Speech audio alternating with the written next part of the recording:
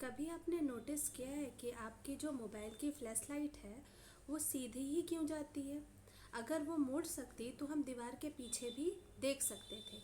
ठीक है, तो आज के इस सेशन में हम इसी लाइट के मिस्ट्री को सॉल्व करेंगे। मेरा एक और क्वेश्चन है दोस्तों कि आप ये जानते हैं, आप तो हमेशा रेडी होते हो तो आप मिरर के सामने जाते ही होंगे। आपने एक चीज़ ऑब्जर्व किया होगा कि जब भी आपने अपने लेफ्ट हैंड को देखा है ऐसे तो वो राइट दिखाता है और राइट आपका लेफ्ट दिखाता है, लेकिन आपका हेड और अब जो आपका फिट है वो इंटरचेंज नहीं होता है। तो इसके पीछे क्या कारण है? ये सेल्फी की मिस्ट्री इसको आज सॉल्व करेंगे। इसके पीछे एक ही कारण है, रिफ्लेक्शन ऑफ लाइट। तो हेलो दोस्तों, आज आपको इस टॉपिक के बारे में तो पता चल गया ही होगा कि आज हम लोग क्या पढ़ने वाले हैं।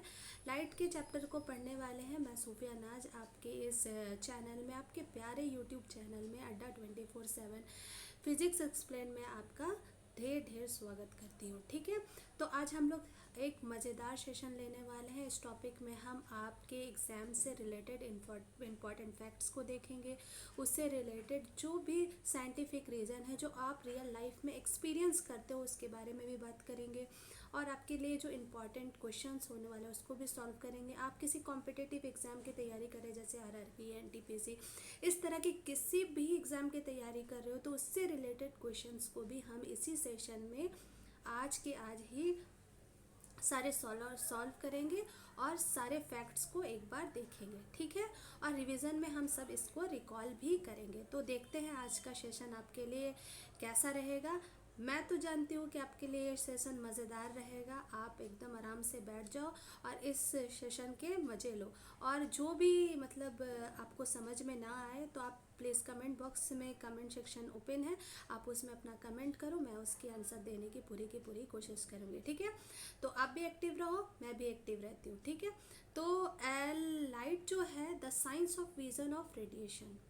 आप पता है लाइट अगर नहीं होता ना दोस्तों तो इतनी कलरफुल जो इमेजिनेशन है ना हमारे चारों तरफ, हम इतनी कलरफुल लाइफ को जी रहे हैं, देख रहे हैं, वो पॉसिबल नहीं होता। बस ये लाइट के वजह से हमारे ज़िंदगी में इतना ज़्यादा कलरफुल है।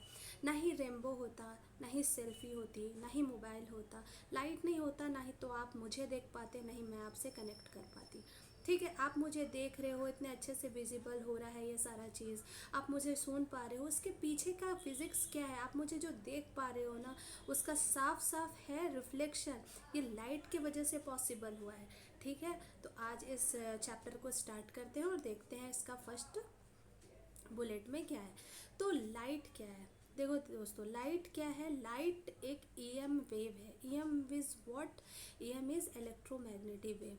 Electromagnetic wave is what?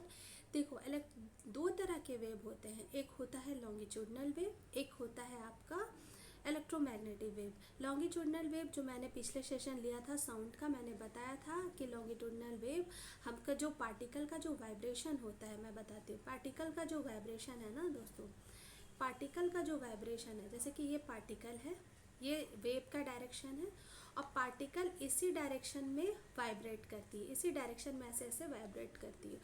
तो वो उस मीडियम में वो जो लॉन्गिट्यूडनल वेव है, लॉन्गिट्यूडनल वेव होता है साउंड वेव, और साउंड वेव को किसी मीडियम की ज़रूरत होती है, बिना मीडियम के वो कभी भी प्रोपेगेट नहीं कर सकता। क्लियर? इलेक्ट्रोमैग्नेटिक वेव, जैसे कि आप सन को देख रहे हो, सन से रोशनी आ रही है अर्थ पे बिना किसी मीडियम के, और हम उसकी एनर्जी को महसूस कर रहे हैं। जैसे कि अभी बहुत ज़्यादा धूप काले का समय है, तो समर सीजन है, तो हमें ज़्यादा गर्मी लगती है, तो क्या है रेडिएशन, लेकिन हमारे और सूरज के बीच में कोई ऐसा मीडियम नहीं है, वो डायरेक्ट रेडिएशन के फॉर्म में हमें हीट मिल रहा है। ठीक है, तो वो जो लाइट जो आ रही है वो इलेक्ट्रोमैग्नेटिक वेव है। वो इलेक्ट्रोमैग्नेटिक वेव में क्या होता है, इलेक्ट्रोमैग्नेटिक वेव को किसी मीडियम की ज़रूरत नहीं होती, और उसमें जो वेव का जो डायरेक्शन है, मान लो कि ये इलेक्ट्रोमैग्नेटिक वेव की बात कर रही हो, ये वेव का जो डायरेक्शन है, इसमें जो पार्टिकल है, लाइट एक छोटे छोटे पार्टिकल से बने होते हैं, उसको बोलते हैं क्वांटा पार्टिकल्स, फोटोन पार्टिकल्स। ठीक है, तो वो पार्टिकल्स कैसे वाइब्रेट करते हैं, इसके परपेंडिकुलर डायरेक्शन में ऐसे ऐसे वाइब्रेट करते हैं। ठीक है, तो ये है इलेक्ट्रोमैग्नेटिक वेव का केस। तो लाइट क्या है? एक इलेक्ट्रोमैग्नेटिक वेव है, इसको कभी भी नीड नहीं होती।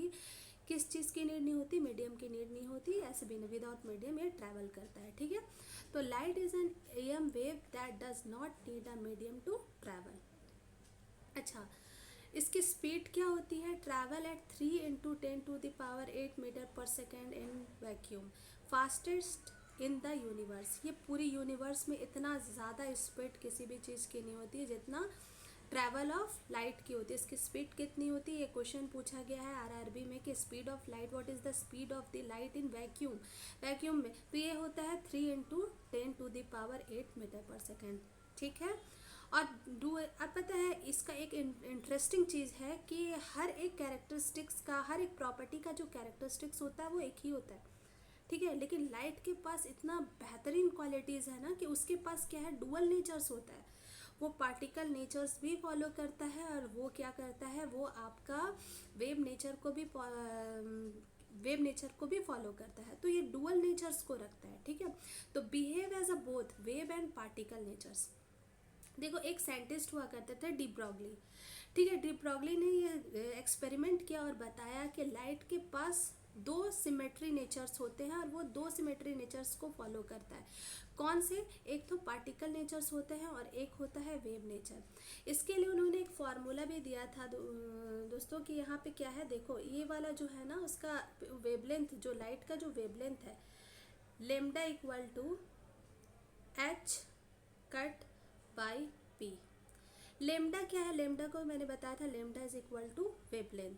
एच प्लैंक कांस्टेंट है, ये यूनिवर्सल कांस्टेंट है, इसका वैल्यू होता है 6.6 × 10⁻⁻34। ठीक है।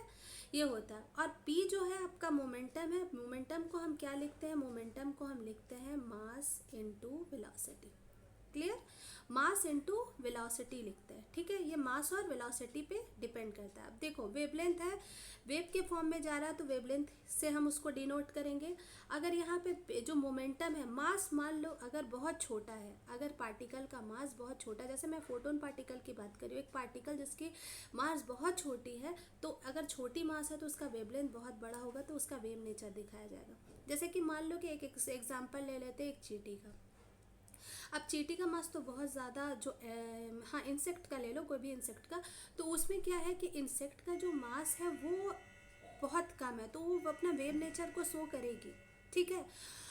अगर हम स्पेक्ट्रोस्कोपी क्या होता है दोस्तों, स्पेक्ट्रोस्कोपी क्या होता है, हम वेव नेचर के फॉर्म को मेजर कर सकते हैं। वो ऐसी इंस्ट्रूमेंट होती है, ऐसी डिवाइस होती है। ठीक है।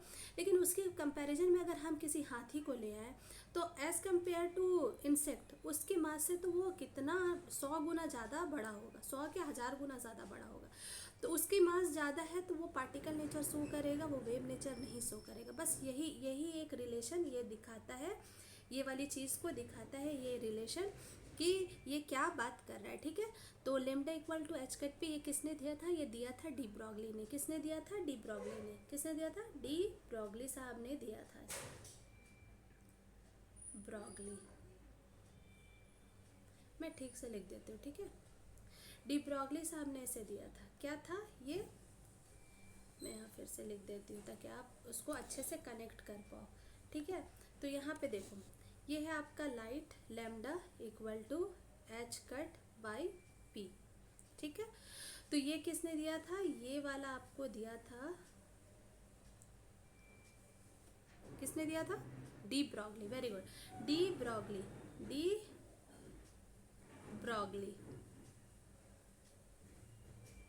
डी ब्रॉगली साहब ने इसको ये सारे मेथड्स को दिए थे, जिसमें ये बताया गया था कि जो लाइट है वो 2 नेचर्स को फॉलो करती है, एक पार्टिकल नेचर्स को और दूसरे बोलो बोलो बोलो दूसरे वेव नेचर्स को। ठीक है।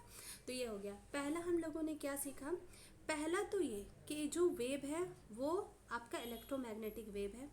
इलेक्ट्रोमैग्नेटिक वेव का मतलब क्या होता है, जिसे मीडियम की बिल्कुल भी ज़रूरत नहीं होती है। ठीक है। रियल लाइफ एग्जांपल सन और अर्थ, उसके लाइट हम लोग महसूस कर रहे हैं। ठीक है। वो बिना मीडियम के आ रही है। उसके बाद स्पीड, जो सबसे ज़्यादा स्पीड होती है लाइट की 3 × 10⁸ मीटर पर सेकेंड की होती है। लाइट हमेशा सीधी रास्ते में, मतलब सीधे स्ट्रेट पाथ को फॉलो करता है। चौथी, ये कैसा नेचर फॉलो करता है, ये 2 नेचर को फॉलो करता है। That is first is particle and second is wave nature. ये किसने दिया था, डी ब्रॉगली साहब ने दिया था। कैसे बताया, lambda equal to h cut p. ये क्या बताता है, जब पार्टिकल्स का मास ज़्यादा होता है तो वो क्या होता है, वेव नेचर्स को शो नहीं करता। ठीक है। और जो पार्टिकल बहुत छोटे अमाउंट में होते हैं वो क्या करते हैं, वो आपके वेव नेचर्स को शो करते हैं। जैसे मैंने एक इंसेक्ट और एक एलिफेंट का कंपैरिजन आपको दिया, आई थिंक आपको ये क्लियर हुआ होगा, ठीक है। चलिए नेक्स्ट में चलते हैं। अच्छा हाँ, visible range, light visible range, आप मुझे देख पा रहे हो ये विजिबल रेंज में है, ठीक है। तो ह्यूमन, यहाँ पे मैंने क्या मेंशन किया है, human eye sees wavelength of 400 to 700 nanometres. देखो हमारी जो आइज़ है ना, ह्यूमन आइज़, उसकी एक कैपेसिटी, उसकी एक रेंज होती है, और हम लोग विजिबल लाइट्स को ही देख सकते हैं। तो ये लाइट जो है विजिबल लाइट्स में आता है, और वो किस वेवलेंथ के अंदर आता है जिसे हम देख सकते हैं, विजिबल लाइट इलेक्ट्रोमैग्नेटिक वेव होते हैं which is lies under the range of 400 to 700 nanometres. Clear, okay. अब सोर्स ऑफ लाइट क्या है, नेचुरल सोर्स है। देखिए आप अब लाइट तो पढ़ ली है, तो उसका एक सोर्स होना चाहिए। एक नेचुरल सोर्स है, एक आर्टिफिशियल सोर्स है। नेचुरल सोर्स में क्या है, नेचुरल सोर्स में देखिए सन है जो प्राइमरी और नेचुरल सोर्स है जो हम लोग हमेशा ऑब्जर्व करते हैं। अगर सन ना हो तो आप समझ सकते हो क्या होगा, ना ही खेती होगी, ना ही पेड़ पौधे होंगे, ना ही हमारे पास एनर्जी होगी, ना ही हम कुछ देख पाएंगे, हमारा ज़िंदगी अंधकारमय हो जाएगा, ठीक है। Darkness is all around in our life, ठीक है। तो यहाँ पे है स्टार्स, क्या है, स्टार्स भी क्या है, सोर्स ऑफ लाइट है। वो बहुत ज़्यादा डिस्टेंस में है, इसलिए हम उसको, उसका लाइट का छोटा सा अमाउंट देख पाते हैं, लेकिन आपको पता है वो सन से बहुत ज़्यादा बड़ा होता है, बहुत ज़्यादा बड़ा होता है। फायर कम्बेशन ऑफ एनर्जी, ये भी लाइट की एक एग्जांपल है। लाइटिंग इलेक्ट्रिकल डिस्चार्ज, आपने बिजली कड़कते हुए तो देखा होगा, वो क्या होता है, इलेक्ट्रिकल डिस्चार्ज होता है वो, ठीक है। तो लाइटनिंग हो गया। फिर क्या है, बायोल्यूमिनेसेंस। बायोल्यूमिनेसेंस का मतलब होता है लिविंग ऑर्गेनिज्म। क्या होता है, लिविंग ऑर्गेनिज्म। अब आर्टिफिशियल सोर्स के बारे में आपको अगर बताऊं तो आर्टिफिशियल सोर्स जैसे कि हम लोग यूज़ कर रहे हैं अभी लाइट बल्ब, जिससे आप मुझे देख पा रहे हो, ठीक है, इसका रिफ्लेक्शन ही पड़ रहा है तो आप मुझे देख पा रहे हो, ठीक है। कैंडल लाइट, एलईडी, इलेक्ट्रोल्यूमिनेसेंस होता है, एलईडी के बारे में पता होगा, लाइट इमिटिंग डायोड कहते हैं इसको, ठीक है। फ्लोरेसेंट ट्यूब होता है जिससे गैस डिस्चार्ज करके, पहले ना बहुत ज़्यादा पहले, मतलब मैंने भी नहीं देखा, मैंने यूट्यूब वगैरह में देखा है कि एक फ्लोरेसेंट ट्यूब होता था, वो ना गैस के फॉर्म होता था, उसमें हीलियम गैसेस होती थी, वो उसमें एक बैलून टाइप का होता था ना। आप उसको ना यूट्यूब पे आज सर्च करके देखना, ठीक है। बहुत इंटरेस्टिंग चीज़ होता था पहले ना, इतना सारा मतलब लाइट, इमरजेंसी लाइट, ये सारे कुछ नहीं होते थे। तो पहले ज़माने के लोग क्या करते थे, वो सारे सिलेंडर टाइप के होते थे और उसमें ना नियॉन गैस का एक बल्ब होता था, उसको जलाने से ना तो उसमें लाइट जलती थी, जिससे वो अपनी निजी ज़रूरतों को पूरा कर सकते थे, काम कर सकते थे, ठीक है। तो इस टाइप के होते, जो गैस के डिस्चार्ज होने के कारण लाइट इमिट होता था, ठीक है। और लेज़र लाइट के बारे में तो आप सबको पता है, ये कोहेरेंट लाइट एमिशन है, ठीक है। और ये हाईली डायरेक्टिविटी होती है और हाईली इंटेंसिटी होती है, ठीक है। और एक पॉइंट पर भी आप उसको क्या करते हैं, पॉइंट कर सकते हैं। पता है आपको, आपने एक लेज़र लाइट से ना एक बड़ी सी कांच को भी तोड़ सकते हो, उसमें इतनी इंटेंसिटी होती है, ठीक है। चलो ये तो हो गया। अब हम नेक्स्ट, ये आर्टिफिशियल हो गया आपका, ये आर्टिफिशियल, एक सेकेंड, ये आर्टिफिशियल सोर्स और ये हो गया आपका natural source, okay. I think आपको ये समझ में आया होगा। चलिए हम लोग नेक्स्ट स्लाइड में चलते हैं। अब प्रॉपर्टीज़ ऑफ लाइट्स क्या होती है, प्रॉपर्टीज़ ऑफ लाइट्स, एक होता है कि travel in straight light, sorry travel in straight line, finite speed होती है, ये रिफ्लेक्शन का प्रॉपर्टीज़ दिखाता है, ये रिफ्रैक्शन की प्रॉपर्टीज़ को दिखाता है, ये डिस्पर्सन को दिखाता है, ये ड्यूअल नेचर को दिखाता है। अभी तक जो ये 6 प्रॉपर्टीज़ मैंने बोला, इसको 2 ही हम लोग समझे थे कि लाइट जो है वो स्ट्रेट लाइन में ट्रैवल कर सकती, अगर लाइट मुड़ सकती तो हम दीवार के पीछे भी देख सकते थे। दूसरा हम पढ़े कि लाइट के पास डुअल नेचर होता है, एक उसके पास होता है पार्टिकल नेचर्स और एक होता है उसके पास वेव नेचर। क्लियर। अब हम यहाँ पढ़ेंगे उसके पास स्पीड होती है, स्पीड कितनी होती है, 3 × 10⁸ मीटर्स पर सेकेंड। ये 3 तो हम क्लियर हो गया, ये मैंने पढ़ लिया, ये हमने पढ़ लिया, ये हमने पढ़ लिया। अब ये 3 कौन सी वाला है, रिफ्लेक्शन, रिफ्रैक्शन और डिस्पर्सन। देखो ये रिफ्लेक्शन जो है ना, रिफ्लेक्शन लाइट की एक ऐसी प्रॉपर्टीज़ है कि मान लो कि लाइट जिस मीडियम से आती है ना उसी मीडियम में वापस लौट जाती है, और ये रिफ्लेक्शन के कारण ही आप हमको देख पा रहे हो। ये हो गया रिफ्लेक्शन। ये बताता है, अभी तक हम लोग ये पढ़े थे कि लाइट एक सीधी रास्ते पे ही चलती है, सीधी पाथ को ही फॉलो करती है, लेकिन लाइट मुड़ती भी है। ये रिफ्लेक्शन का केस है, ठीक है। डिस्पर्सन क्या है, हमारे जो लाइट है वो वाइट लाइट है, और वाइट लाइट क्या होता है, 7 कंस्टिट्यूएंट लाइट में कलर्स में वो डिस्पर्स होती है। जैसे कि आपने रेनबो का केस देखा है ना, वो डिस्पर्सन का केस है। डिस्पर्सन क्या है, ये क्या होती है कि एक वाइट सोर्स कैसे 7 कंस्टिट्यूएंट कलर में अपने आप को स्प्लिट कर देती है, इस फिनोमिनन को हम डिस्पर्सन कहते हैं। डिस्पर्सन का फिनोमिनन हम लोग रेनबो में देखते हैं। रिफ्रैक्शन आपने ये देखा होगा ना, आपने एक कांच की ग्लास लो, उसमें एक पेंसिल को डालो, ठीक है, क्या करो, पेंसिल को डालो। पेंसिल को आप जब देखोगे ना तो वो थोड़ी सी पानी के जो पार्ट में जो पेंसिल्स है वो आपको क्या होगी, मुड़ी हुई दिखेगी। वो किस चीज़ का केस है, वो लाइट की किस प्रॉपर्टीज़ को फॉलो करती है, रिफ्रैक्शन। मैं इसकी प्रॉपर्टीज़ ये क्यों होता है मैं आगे डिस्कस करूँगी, बस जस्ट ये प्रॉपर्टीज़ क्या है मैं उसको एक ओवरव्यू दे रही हूँ आपको, ठीक है।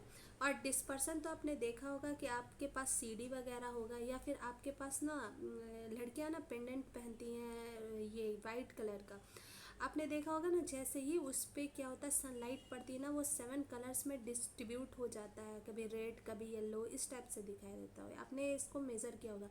या फिर आपने ये भी देखा होगा कि जैसे कि मिरर है, मिरर को आप ले करके जाओ, धूप को दिखाओ, तो उसमें जो जैसे ही धूप उस मिरर पे पड़ती है तो वो सरफेस से तो बाहर अंदर तो नहीं जा सकती, उसी से रिफ्लेक्ट हो जाती है, मतलब रिफ्लेक्शन का केस।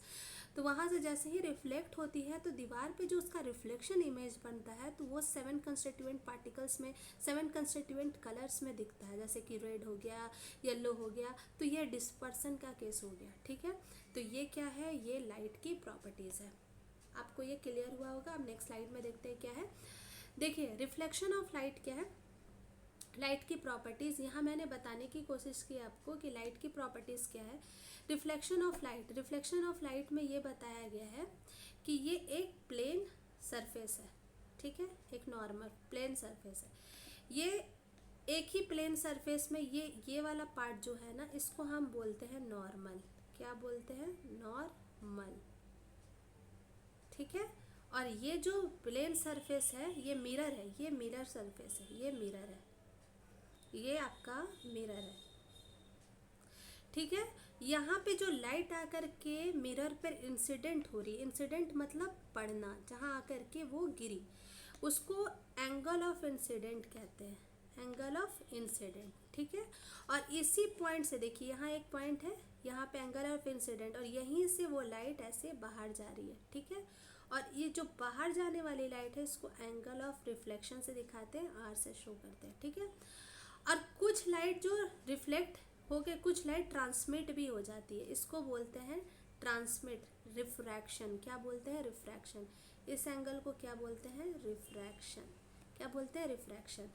यहाँ पे इसको हम लोग आर डैश बना देते हैं, आर डैश, इसको हम लोग क्या दिखा रहे हैं, आर डैश, क्योंकि दोनों सेम हो जाएगा, ठीक है, दोनों सेम हो जाएगा, ये आर डैश हो गया, ठीक है। तो एंगल ऑफ इंसिडेंट और एंगल ऑफ रिफ्लेक्शन, ये एक मिरर सरफेस है, ये नॉर्मल है जो 90 डिग्री के एंगल पे, जितना एंगल पे लाइट इंसिडेंट हुआ उसी एंगल पे लाइट रिफ्लेक्ट भी हो रहा है, ठीक है। अगर 60 डिग्री एंगल पे लाइट इंसिडेंट हुआ तो 60 डिग्री एंगल पे ही लाइट रिफ्लेक्ट हो जाएगा, ठीक है।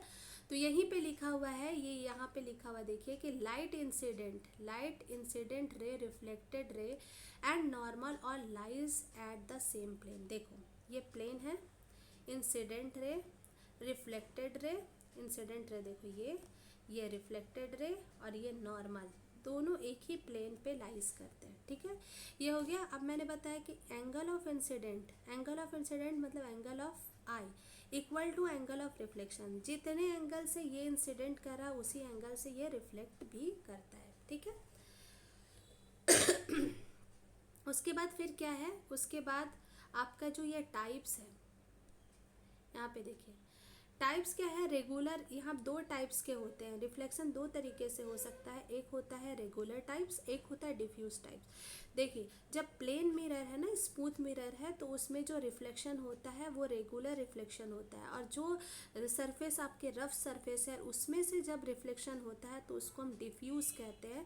मतलब रफ वॉल से जैसे ही लाइट इंसिडेंट हुआ, रिफ्लेक्ट हुआ, तो उसको हम लोग क्या बोलते हैं, डिफ्यूज रिफ्लेक्शन कहते हैं। दो तरह का रिफ्लेक्शन होता है, एक रेगुलर, एक स्मूथ मिरर से होता है। स्मूथ मिरर से होता है तो दो लाइट पैरेलली कहीं मिलती है, और फिर इंटरफेरेंस का केस होता है। इंटरफेरेंस का केस जब होता है, हम उसके लिए भी एक कंटेंट ले करके आएंगे आपके लिए, और इंटरफेरेंस, डिफ्रेक्शन सारे कुछ समझेंगे। ये तो बस एक इंट्रोडक्शन पार्ट था लाइट का, आप इसको समझो, फिर हम interference, diffraction, young double slit सब कुछ समझेंगे, ठीक है। उसके बाद फिर क्या है, रेगुलर है और डिफ्यूज़। ये तो समझ गए कि अगर स्मूथ मिरर की वजह से हो रहा है तो हम उसको रेगुलर रिफ्लेक्शन कहेंगे, और अगर रफ सरफेस या रफ वॉल की वजह से हो रहा है तो हम उसे क्या कहेंगे, क्या कहेंगे, डिफ्यूज रिफ्लेक्शन कहेंगे, ठीक है। ये हो गया। उसके बाद फिर क्या है, टाइप्स ऑफ मिरर। देखो कितने तरीके के मिरर्स होते हैं, तीन टाइप के मिरर्स होते हैं। एक प्लेन मिरर्स होता है, एक होता है कॉन्केव मिरर्स, एक होता है कन्वेक्स मिरर। कितने तरीके के होते हैं, plane mirror, concave mirror and convex mirror. तीन तरीके के मिरर होते हैं, प्लेन, कॉन्केव एंड कॉन्वेक्स, ठीक है। अब यहाँ पे एक देखो कि प्लेन मिरर में क्या होता है, प्लेन मिरर में जब भी इमेज बनता है ना, जैसे कि आप मुझे देख पा रहे हो, ये लाइट पड़ी, लाइट से रिफ्लेक्ट हुआ और आप मुझे देख पा रहे हो, ये रिफ्लेक्शन है। तो इसमें क्या है कि जो प्लेन मिरर है आपका, प्लेन मिरर में जो आपका जो इमेज बनता है वो कैसा बनता है, वर्चुअल बनता है। मतलब वर्चुअल, पर्दे के पीछे, इरेक्ट मतलब सीधा, सेम साइज का, जितना ऑब्जेक्ट है ना उसी ऑब्जेक्ट के साइज का ही इमेज बनता है, वर्चुअल बनता है और सीधी बनता है। क्लियर। इमेज जो है, इमेज डिस्टेंस और ऑब्जेक्ट डिस्टेंस दोनों का सेम होता है। मतलब मान लो कि ये आपका मिरर है, यहाँ पे आपका क्या है, ये आपका आपका मान लो ये वाला आपका प्रिंसिपल एक्सिस है। मान लो यहाँ पे आपका ऑब्जेक्ट है, ऑब्जेक्ट ए, तो जितना ऑब्जेक्ट का डिस्टेंस होता है, जितना साइज ऑब्जेक्ट का होता है, ये इमेज का साइज भी उतना ही होता है। ये इमेज है, ठीक है, ये इमेज है और ऑब्जेक्ट है। तो जिस ऑब्जेक्ट और जिस साइज में होता है, इमेज का साइज भी दोनों का सेम होता है। इमेज डिस्टेंस और डिस्टेंस भी सेम होता है, साइज भी सेम होती है और डिस्टेंस भी सेम होता है। किसका, प्लेन मिरर में जब किसी ऑब्जेक्ट का हम रिफ्लेक्शन देखते हैं, इमेज देखते हैं, तो वो वर्चुअल होता है, सीधी लाइन पे होता है और सेम साइज का होता है। और से जो ऑब्जेक्ट का डिस्टेंस होता है वो इमेज के डिस्टेंस दोनों बराबर होते हैं। क्लियर। उसके बाद फिर क्या है, उसके बाद फिर है यूज्ड इन ड्रेसिंग मिरर।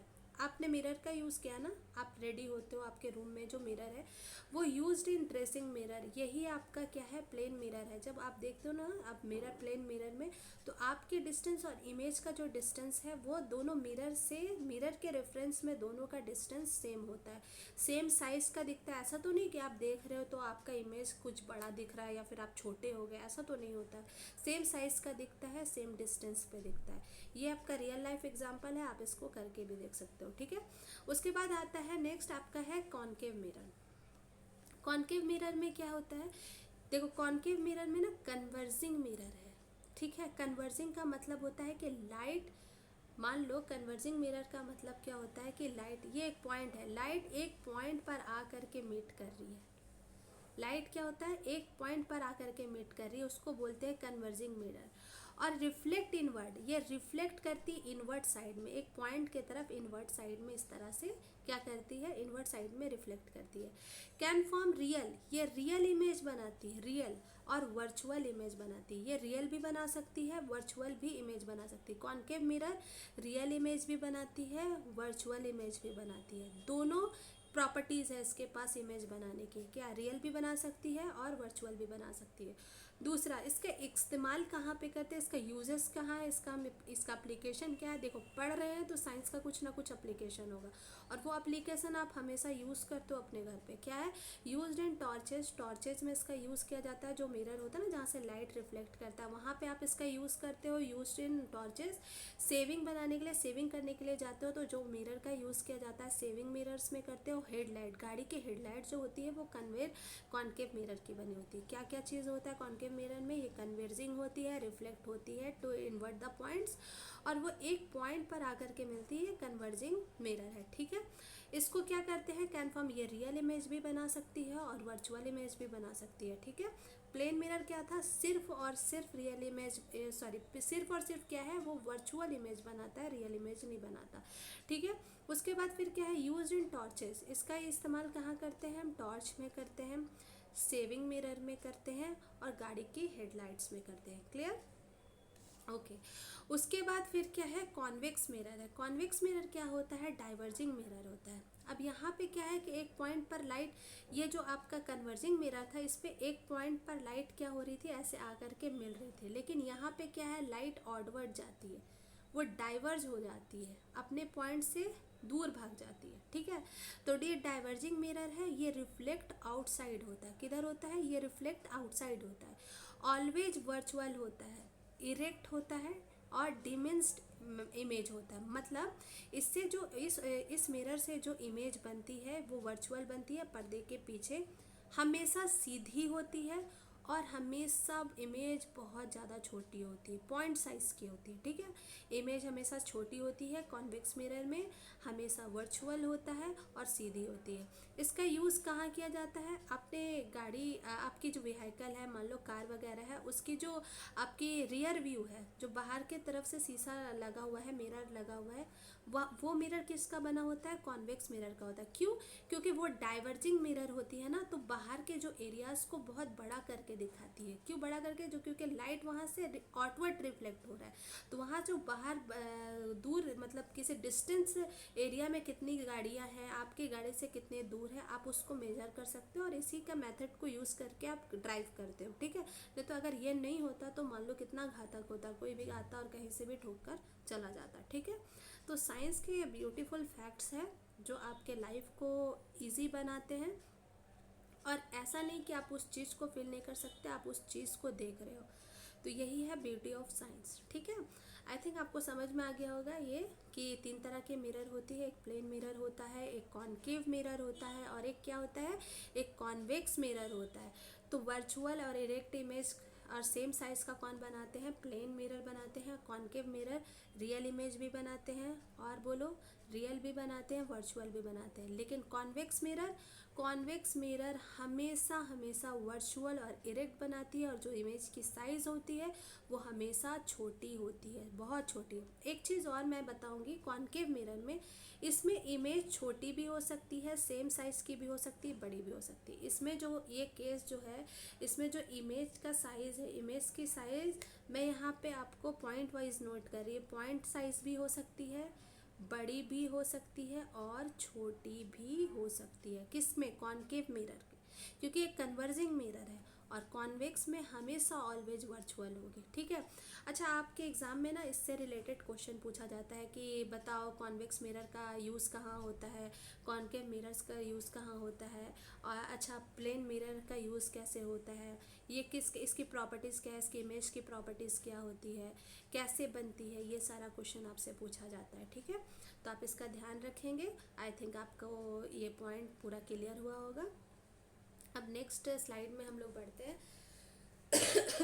नेक्स्ट स्लाइड में ये है कि मिरर फार्मूला ये है कि आप मिरर फार्मूला से कैसे निकालोगे कि ऑब्जेक्ट का डिस्टेंस क्या है, इमेज का डिस्टेंस क्या है, और जो आपको बोलते हैं ना फोकस करो, फोकस बोलते हैं ना, मेरे तरफ फोकस करो, अगर जो आप कैमरा है बोले फोकस मेरे तरफ करो, मेन फोकस मेरे तरफ होना चाहिए, तो फोकस क्या होता है, वह वी क्या है, यू क्या है, यही एक मिरर फार्मूला है। और मिरर फार्मूला और मैग्नीफिकेशन फार्मूला, देखिए मैंने इसमें यहाँ मेंशन कर दिया है कि इसका फार्मूला होता है 1/f equal to 1/v plus 1/u, mirror का फार्मूला है। मिरर के फार्मूला में देखो, मिरर आप ऐसे भी याद कर सकते हो, मिरर का फार्मूला में जैसे कि m आ रहा है, m क्या होता है, माइनस का साइन होता है, लेकिन जस्ट हम उसको पॉजिटिव कर देंगे। ठीक है, तो हमेशा ना ये कन्फ्यूज़न होता है बच्चों में कि मिरर और लेंस के फार्मूला में ना बस जस्ट एक चीज़ का डिफरेंस है, माइनस और प्लस, बाकी सारा ये जो टर्म्स है ना बिल्कुल सेम होते हैं।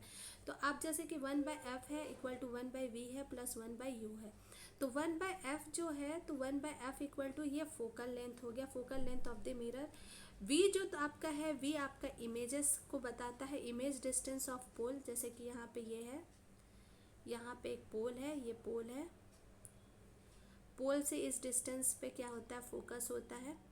यहाँ पे सेंटर ऑफ कर्वेचर होता है मिरर का, ठीक है। और यहाँ पे आपको देखो, अब यहाँ पे आप जैसे ही आप ऑब्जेक्ट रखेंगे, यहाँ पे जो मिरर है, मान लो प्लेन मिरर है, कॉन्वेक्स मिरर है, कॉन्केव मिरर है, उसकी प्रॉपर्टीज़ के अकॉर्डिंग आपको वहाँ पे क्या होता है, इमेज का साइज मिलता है।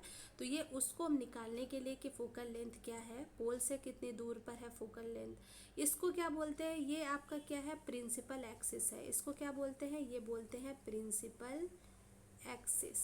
क्या बोलते हैं, प्रिंसिपल एक्सिस बोलते हैं इस पॉइंट को, ये वाला पॉइंट को, ठीक है।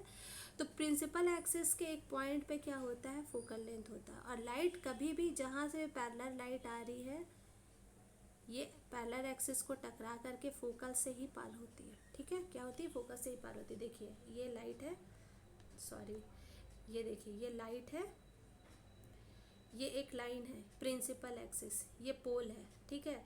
कभी भी लाइट पैरेलली आती है, टकराई पोल से, और जहाँ से टकरा के जाती है उसको हम लोग क्या बोलते हैं, फोकस बोलते हैं। क्या बोलते हैं, फोकस बोलते हैं, ठीक है।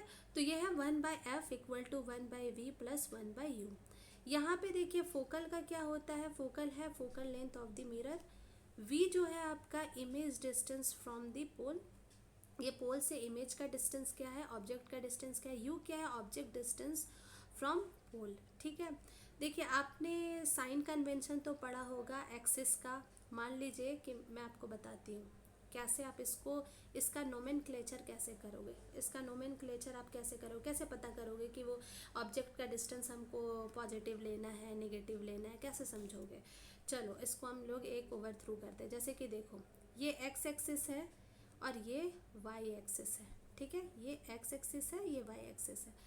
तो एक्स एक्सिस के ये वाले क्वाड्रेंट को देखो, ये पॉजिटिव होता है ना, और ये क्या होता है, ये नेगेटिव होता है नेगेटिव। और ये वाला पार्ट क्या होता है, ये पॉजिटिव होता है वाई एक्सिस का, और ये वाला क्या होता है, नेगेटिव होता है, ठीक है। तो यहाँ पे ऑब्जेक्ट का डिस्टेंस इस पोल से हमेशा हम लोग इधर लेते हैं, ठीक है। ऑब्जेक्ट को हम लोग यहाँ लेते हैं, तो ये हमने ऑब्जेक्ट का डिस्टेंस हमेशा क्या होता है, नेगेटिव होता है, ठीक है। और यो क्या है, हमेशा नहीं होता है, हम कुछ केसेस में ऐसा होता है कि हम लोग लेते हैं कि ज़्यादातर केसेस में ऑलमोस्ट हम लोग ऑब्जेक्ट का जो डिस्टेंस है होता है वो नेगेटिव में ही रखते हैं, लेकिन लेंस के केस में बदल जाता है। और यहाँ पे ऑब्जेक्ट इमेज इस डायरेक्शन में बनता है, तो ये किस डायरेक्शन में है, एक्स एक्सिस के पॉजिटिव डायरेक्शन में। तो इमेज का जो नोमेनक्लेचर लेते हैं वो पॉजिटिव एक्स एक्सिस में बनता है, ठीक है। समझ में आ गया। तो ये हम लोग इस तरीके से इसका नोमेनक्लेचर करते हैं कि हम पॉजिटिव एक्सिस में लेंगे कि नेगेटिव एक्सिस में लेंगे। क्लियर। अब ये हो गया। अब यहाँ पे मैंने बता दिया कि ये terms F is stand for focal length of the mirror, mirror का एक फोकल लेंथ होता है। V image distance from the pole, हम लोग कहाँ से डिस्टेंस मेजर करते हैं, रेफरेंस पॉइंट हमारा क्या होता है, पोल। क्या होता है, पोल। लिखो कमेंट में लिखना, ठीक है। कहाँ से इमेज को डिस्टेंस करते हैं, पोल से। ये बहुत कंफ्यूजिंग पॉइंट होता है जब हम लोग न्यूमेरिकल सॉल्व करते हैं, करेंगे न्यूमेरिकल सॉल्व। तो इमेज डिस्टेंस फ्रॉम द क्या होता है, इमेज डिस्टेंस हम लोग कहाँ से लेते हैं, पोल। कहाँ से लेते हैं, पोल। और ऑब्जेक्ट डिस्टेंस कहाँ से लेते हैं, पोल, ठीक है।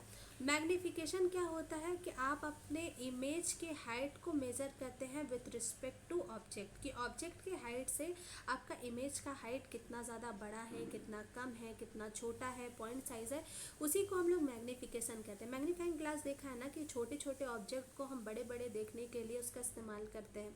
तो वही चीज़ है कि किसी भी ऑब्जेक्ट की मैग्निफिकेशन क्या होती है, height of image divided by height of object. ये बहुत इंपॉर्टेंट फार्मूला है, ठीक है, बहुत इंपॉर्टेंट, मोस्ट इम्पॉर्टेंट, ठीक है। तो ये मैग्नीफाइंग फार्मूला जो है, इसका फार्मूला क्या होता है, ये होता है -v divided by u। v is stand for image, और इमेज डिस्टेंस, और u is equal to object distance from where, from pole, ठीक है। ये हो गया। उसके बाद फिर क्या है, मैग्निफिकेशन। अच्छा यहाँ पे क्या है, ये मिरर फार्मूला के लिए है। मिरर फार्मूला में जब है हम लोग आप मिरर फार्मूला जब भी हम यूज़ करेंगे उसके लिए मैग्नीफिकेशन का फार्मूला क्या लेंगे, -v डिवाइडेड बाई यू। लेकिन जब मैंने आपको लेंस पढ़ाऊंगी तो इसमें मैग्नीफिकेशन का फार्मूला चेंज हो जाता है, वहाँ माइनस नहीं आता, वहाँ v डिवाइडेड बाई यू आता है। क्यों आता है हम लोग उस स्लाइड में डिस्कस करेंगे, ठीक है।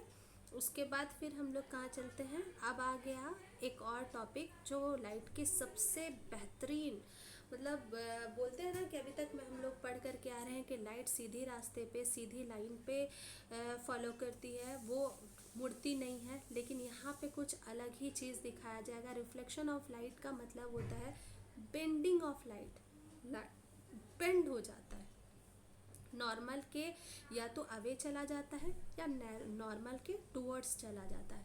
अभी तक हमारा कॉन्सेप्ट ये था कि लाइट एक सीधी रास्ते पे, सीधी पाथ पे ही क्या करती है, सीधी पाथ को ही फॉलो करती है।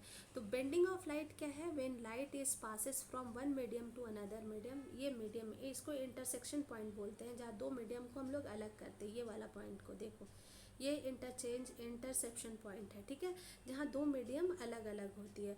और एक रिफ्रैक्टिव इंडेक्स होता है दोस्तों, हर एक सब्सटेंस, वो कैरेक्टरिस्टिक्स प्रॉपर्टीज़ होती है किसी भी ऑब्जेक्ट की, तो हर एक ऑब्जेक्ट के रिफ्रैक्टिव इंडेक्स अलग अलग डिफरेंट होती है।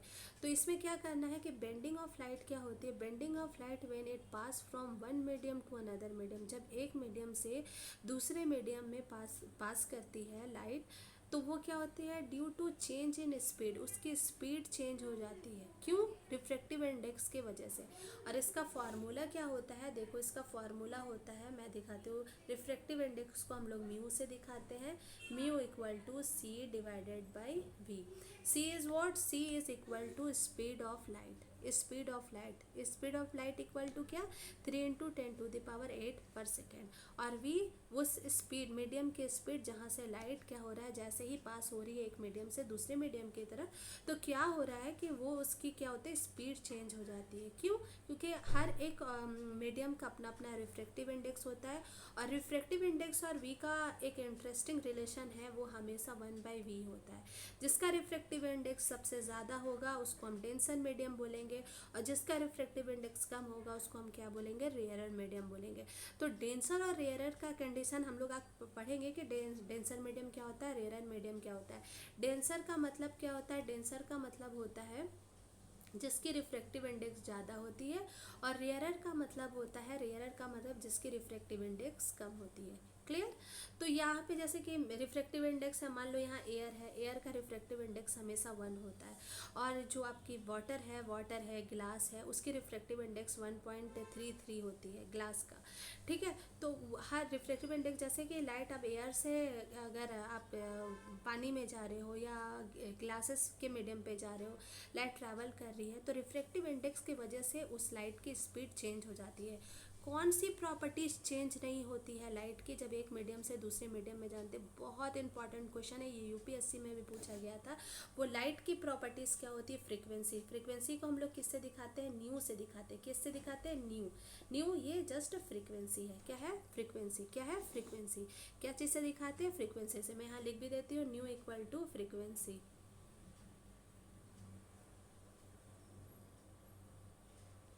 New equal to frequency. I think ये आपको क्लियर हुआ होगा, ठीक है। तो क्या क्या पढ़ा हमने, क्या पढ़ा कि रिफ्रैक्टिव इंडेक्स एक कैरेक्टरिस्टिक प्रॉपर्टीज़ होती है किसी भी मटेरियल का, और हर एक मटेरियल का अपना अपना रिफ्रैक्टिव इंडेक्स होता है। जैसे ही लाइट एक मीडियम से दूसरे मीडियम में जाती है तो रिफ्रैक्टिव इंडेक्स की वजह से उसकी स्पीड में चेंज हो जाती है। क्यों हो जाती है, क्योंकि रिफ्रैक्टिव इंडेक्स वेलोसिटी के इन्वर्सली प्रोपोर्शनल होता है। क्या होता है, रिफ्रैक्टिव इंडेक्स वेलोसिटी के क्या होता है, इन्वर्सली प्रोपोर्शनल होता है, जिस वजह से ऐसा होता है। अच्छा, जिसके रिफ्रैक्टिव इंडेक्स ज़्यादा होती है उसको हम डेंसर मीडियम कहते हैं, जिसकी रिफ्रैक्टिव इंडेक्स कम होती है उसको हम क्या कहते हैं, रेयरर मीडियम कहते हैं, ठीक है। आई थिंक आपका ये क्लियर हुआ होगा। और क्यों बेंड हो जाती है, स्पीड ऑफ लाइट की वजह से होती है। और कौन सी प्रॉपर्टी चेंज नहीं होता है इन सारे फिनोमिनन में, that is frequency of light, वो एज इट इज़ रहती है, ठीक है। और ये आरआरबी में भी इससे क्वेश्चन पूछा गया था। एक पीसीएस एग्ज़ाम था जो 11th-12th का था, जिसको हम पीजीटी एग्ज़ाम बोलते हैं बीपीएससी का, उसमें भी ये पूछा गया था। मुझे ईयर तो याद नहीं है दोस्तों, लेकिन बीपीएससी के पीजीटी के एग्ज़ाम में पूछा गया था। सॉरी। अच्छा, अब हम लोग आगे बढ़ते हैं। रिफ्रैक्टिव इंडेक्स, जैसे देखिए मैंने बताया था कि रिफ्रैक्टिव इंडेक्स को कहीं कहीं हम लोग एन से भी दिखाते हैं, कहीं कहीं भी हम लोग म्यू से भी दिखाते हैं। ये एन से भी दिखाते हैं और हम लोग ऐसे म्यू से भी दिखाते हैं, याद रखिएगा, ठीक है। तो हायर एन इक्वल टू क्या होता है, हायर एन मतलब higher refractive index, lower the speed in medium.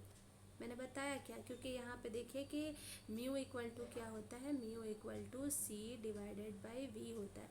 अगर आपका रिफ्रैक्टिव इंडेक्स बढ़ रहा है तो आपका वेलोसिटी उस मीडियम की कम हो जाएगी, और वेलोसिटी कम होने के कारण ही लाइट क्या होती है, अपने पाथ से बेंड हो जाती है, ठीक है। लाइट ऐसे मुड़ती नहीं है। मीडियम के रिफ्रैक्टिव इंडेक्स प्रॉपर्टीज़ की वजह से, वो डिफरेंट होने की वजह से, जब लाइट उससे गुजरती है एक मीडियम से दूसरे मीडियम में, तो उसके स्पीड के चेंजेस होने के कारण लाइट क्या हो जाती है, क्या हो जाती है, बताओ क्या हो जाती है, वो बेंड हो जाती है। क्लियर। उसका फार्मूला क्या होता है, रिफ्रैक्टिव इंडेक्स का formula mu equal to c divided by v होती है। बेंडिंग का केस क्या है, वो रिफ्रैक्टिव इंडेक्स पे डिपेंड करता है। रिफ्रैक्टिव इंडेक्स क्या होती है, वो वेलोसिटी पे डिपेंड करती है, लेकिन कैसे डिपेंड करती है, इन्वर्सली प्रोपोर्शनल डिपेंड करती है। जैसे ही लाइट सीधी रास्ते में आती है, एक इंटरचेंज जहाँ दो मीडियम को अलग अलग करते हैं, एक मीडियम से दूसरे मीडियम में जैसे ही जाती है, मान लो एयर से ग्लास में गई, तो एयर का रिफ्रैक्टिव इंडेक्स 1 हो गया और ग्लास का जो रिफ्रैक्टिव इंडेक्स है 1.33 अप्रॉक्स होता है, ठीक है। तो जैसे ही उससे बाहर गई, उससे पास हुई, तो क्या हो गया, रिफ्रैक्टिव इंडेक्स चेंज होने के कारण लाइट की स्पीड बदल जाती है, जिस वजह से बेंडिंग ऑफ बीम की फिनोमिनन को हम देखते हैं। और that's bending of beam of light is called what, बोलो, refraction of light. This is the most important properties of light. Okay, तो चलो हम लोग नेक्स्ट स्लाइड में बढ़ते हैं। ये तो हो गया। अब हम लोग यहाँ तक का पढ़े, लाइट क्या हुआ, मिरर कैसा होता है, कितने तरीके का होता है, इमेज कैसे बनाता है, लाइट कैसे रिफ्लेक्ट करती है, हम लाइट से इमेज को कैसे देख सकते हैं, लाइट जब एक मीडियम से दूसरे मीडियम में जाती है तो बेंडिंग की प्रॉपर्टी क्यों होती है, उसके लिए क्या क्या बेसिक कैरेक्टरिस्टिक्स होते हैं, यहाँ तक हम लोग ने पढ़ा। अब एक नया टॉपिक स्टार्ट हो रहा है इसी चैप्टर से रिलेटेड, उसको हम लोग क्या बोलेंगे, लेंस। क्या है, लेंस। क्या है, लेंस। तो लेंस क्या है, लेंस दो तरीके के होते हैं, एक होते हैं कॉन्वेक्स लेंस, एक होता है कॉनकेव लेंस। अब यहाँ पे देखिए कॉन्वेक्स लेंस क्या होती है, कॉन्वेक्स लेंस हमेशा कन्वर्जिंग होती है, मतलब रिफ्लेक्ट इनवर्ड। और कॉनकेव लेंस क्या होता है, डाइवर्जिंग लेंस होती है, डाइवर्जिंग लेंस होती है, या ये डाइवर्जिंग लेंस होती है। डाइवर्जिंग लेंस और कॉनकेव लेंस आपका क्या होता है, कॉनकेव लेंस आपका क्या होती है, कन्वर्जिंग होती है, ठीक है। यहाँ पे देखिए इसका जो बनावट है ना, ये कॉनकेव लेंस कैसे होती है, देखिए कॉनकेव लेंस, कॉन्वेक्स लेंस को हम लोग इस तरीके से दिखाते हैं, ये होती है कॉन्वेक्स लेंस। और कॉनकेव लेंस ऊपर थोड़ी सी थीनर एट द सेंटर, देखो सेंटर की तरफ थीनर होती है और थिकर एट द एजेस, ये एज की तरफ थिक होती है।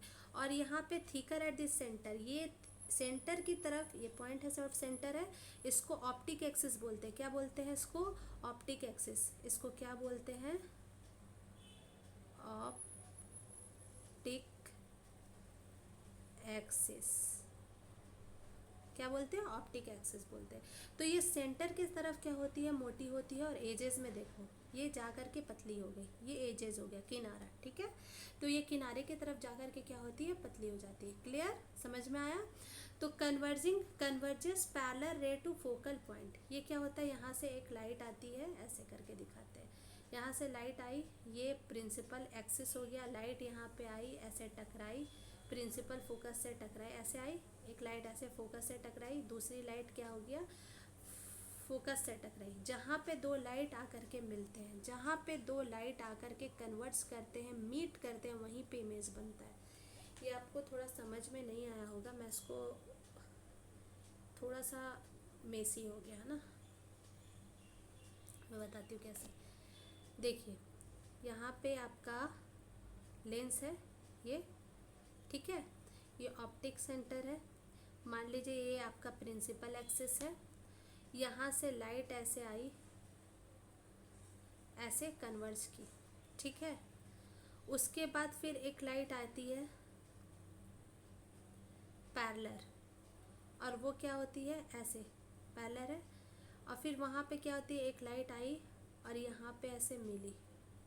अब जिस पॉइंट पे जा कर के मिलेगी वो, उस पॉइंट को हम लोग क्या कहते हैं, उस पॉइंट को हम लोग बोलते हैं पॉइंट ऑफ इंटरसेक्शन, और वहीं पे इमेज बनता है।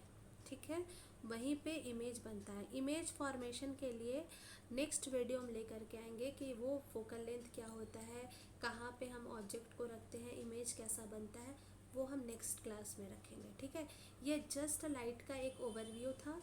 आज आपको सिर्फ बेसिक बेसिक पढ़ना है, फिर कल मैं जो लेकर के आऊँगी टॉपिक उसमें ये दिखाऊंगी कि कैसे बनता है, क्या बोलते हैं लाइट कैसे, इमेज कैसे बन रहा है, फोकल लेंथ पे कहाँ पे गिर रहा है लाइट, ऑप्टिक एक्सिस पे कहाँ पे हो रहा है, कहाँ पे दो पैरेलल लाइट मिल रही है, इमेज का फॉर्मेशन कैसे हो रहा है, वो हम लोग नेक्स्ट क्लास में पढ़ेंगे, नेक्स्ट टॉपिक पढ़ेंगे। ठीक है, तो यहाँ पे हो गया। उसके बाद फिर क्या है, यहाँ पे आप क्या देखते हो, ये कन्वर्जिंग पैरेलल रे टू द फोकल पॉइंट होती है, कैन फॉर्म रियल और वर्चुअल इमेज। देखो वहाँ जब हम मिरर में पढ़े थे, मिरर में जब हम पढ़े थे तो वहाँ कॉन्केव मिरर था। कॉन्केव मिरर में जो इमेज बनता था वो रियल भी बनता था और वर्चुअल भी बनता था। करो एक दूसरे से कनेक्ट करो, कन्फ्यूजन नहीं होगा। मिरर के केस में जब हम लोग कॉन्केव मिरर पढ़े थे तो उसमें क्या हुआ था, उसमें हुआ था कि उसमें जो इमेज बनती थी कॉन्केव मिरर में वो रियल भी बनती थी और वर्चुअल भी बनती थी। जस्ट सिमिलर केस यहाँ कॉन्वेक्स लेंस के साथ भी है। यहाँ पे भी क्या होता है, जो इमेज बनता है, देखो यहाँ जो इमेज बनता है आपका, वो image can form real and virtual images. Clear? और यूज्ड इन कैमरा, इसका यूज़ कहाँ किया जाता है, जैसे कैमरा आप मुझे देख रहे हो, मैं ये क्लास ले पा रही हूँ, मेरा पिक्चर्स आ रहा है, तो वो क्या है कैमरा यूज़। इसका काम इसका यूजेस कहाँ होता है, कैमराज में होता है। Use in cameras, magnifying glasses, projectors, इन सारे चीज़ों में जो यूज़ किया जाता है कॉन्वेक्स लेंसेज का यूज़ किया जाता है। किसका यूज़ किया जाता है, कॉन्वेक्स लेंसेज का यूज़ किया जाता है। और पावर क्या होता है, देखो हर एक चीज़ का एक पावर होता है, तो लेंसेज का भी एक पावर होता है, जिसको हम लोग क्या चीज़ से मेज़र करते हैं, डायोप्टर से। किससे मेज़र करते हैं, डायोप्टर से। और ये जो आपका फोकस है, पावर है, पावर का फॉर्मूला होता है P=1/f, और इसको हम लोग किससे मेजर करते हैं, डायोप्टर से मेजर करते हैं। किससे, डायोप्टर से। तो ये फोकल लेंथ, जो फोकल लेंथ किसी भी मतलब लेंस का जो फोकल लेंथ होता है, अगर वो फोकल लेंथ ज़्यादा हो गया तो उसका पावर क्या हो जाएगा, कम हो जाएगा, क्योंकि ये इन्वर्सली रिलेशन को शो अप करता है। लेकिन कन्वेक्स लेंस का जो पावर क्या होता है, पॉजिटिव होता है। क्या होता है, पॉजिटिव होता है। पावर का फॉर्मूला क्या होता है, 1/f होता है। हर एक लेंसेस के पास क्या होता है, सेंटर ऑफ कर्वेचर। देखिए ये वाला एक लाइट है, ये सॉरी ऐसे तो नहीं बनेगा, ये देखिए ये एक कर्व सरफेस है, तो इसका सेंटर ऑफ कर्वेचर कहीं यहाँ होगा। इसके लिए कोई सेंटर ऑफ कर्वेचर इधर होगा। समझ पा रहे हो, कनेक्ट कर पा रहे हो। तो सेंटर ऑफ कर्वेचर इसके लिए एक पॉइंट पे होगा जहाँ पे लाइट फोकस होगी, तो वो उसका फोकल लेंथ होगा। कहाँ से, फ्रॉम दी पोल। ठीक है, कहाँ से, फ्रॉम दी पोल। ठीक है, ये हो गया। उसके बाद फिर क्या है, ये आप और इसको नापते कैसे, इसको मेजर कैसे करते हैं, डायोप्टर से करते हैं। उसके बाद फिर क्या है, कॉन्केव लेंस। कॉन्केव लेंस में क्या होता है, कॉन्केव लेंस क्या होता है, डाइवर्जेस होता है, पैरेलल रेज होता है, अवे फ्रॉम द एक्सिस होता है। यहाँ पे क्या होता है ना कि ये कॉन्वेक्स लेंस किसी एक पॉइंट पर आकर के कन्वर्स कर रहा है, मतलब रिफ्लेक्ट इनवर्ड। कॉन्केव लेंस क्या होता है, रिफ्लेक्ट आउटवर्ड। यहाँ पे लाइट क्या होता है, अवे जाता है, डाइवर्स करता है, किसी बाहर के पॉइंट पर फैलता है। ठीक है, अवे फ्रॉम एक्सिस, एक्सिस से अवे चला जाता है। तो ऑलवेज, और इसमें कैसा इमेज बनता है, हमेशा वर्चुअल बनता है। वहाँ पे का किस में बना था, कॉन्वेक्स मिरर में बना था। किस में बना था, कॉन्वेक्स मिरर में। हमेशा वर्चुअल और इरेक्ट और स्मॉल इमेज बना था यहाँ, लेकिन यहाँ पे कॉन्केव लेंस जस्ट अपोजिट हो जाता है। कॉन्केव लेंस में क्या हो जाता है, always form virtual erect. Virtual मतलब पर्दे के पीछे बनता है, इरेक्ट है, इरेक्ट मतलब सीधी होता है, और हमेशा जो ऑब्जेक्ट्स का इमेज जो बनता है वो हमेशा स्मॉल साइज का होता है as compare to object size. ठीक है, used in spectacles for short light fee holes. Spectacles for short light, short side जो होता है ना, शॉर्ट साइडनेस, लॉन्ग साइडनेस, जिसको बोलते हैं ना दूर दृष्टि दोष, निकट दृष्टि दोष, इस तरह के प्रॉपर्टीज़ में हम लोग इस तरह की जो क्या बोलते हैं, इस तरह की जो बीमारी हो जाती है, किसी को देखने में प्रॉब्लम होती है, जब फिर हम स्पेक का यूज़ करने लगते हैं, किसी को दूर का नहीं दिखता, किसी को सामने का नहीं दिखता, तो उसमें क्या होता है, इसमें शॉर्ट साइडनेस के को क्या करते हैं, ओवरकम करने के लिए उस प्रॉब्लम को सॉल्व करने के लिए हम लोग कौन से लेंसेज का यूज़ करते हैं। हमारे ह्यूमन आइज़ में हमेशा जो लेंसेज होता है वो कॉनकेव लेंसेज का होता है, लेकिन जैसे हम लोग को लॉन्ग साइटनेस हो जाता है तो हम लोग डाइवर्जिंग लेंस का यूज़ करते हैं। शॉर्ट साइटनेस शॉर्ट साइटनेस होता है जो निकट का दिखता है लेकिन दूर का नहीं दिखता। शॉर्ट साइटनेस में क्या है, निकट का तो दिखता है लेकिन दूर का नहीं दिखता। उसमें क्या होता है, हम लोग कॉन्वेक्स लेंस यूज़ करते हैं। क्या करते हैं, कॉन्वेक्स लेंस यूज़ करते हैं, ठीक है। कॉनकेव लेंस यूज़ करते हैं किस में, देखो थोड़ा सा कन्फ्यूजन हो रहा है, मैं उसको अच्छे से लिख के बताती हूँ, ठीक है। देखो लॉन्ग साइटनेस में क्या होता है, शॉर्ट साइटनेस में, देखो शॉर्ट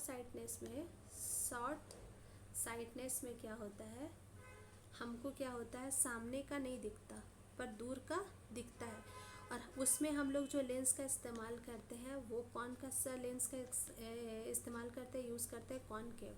कौन सा करते हैं, कॉनकेव, बोलते रहो कॉनकेव।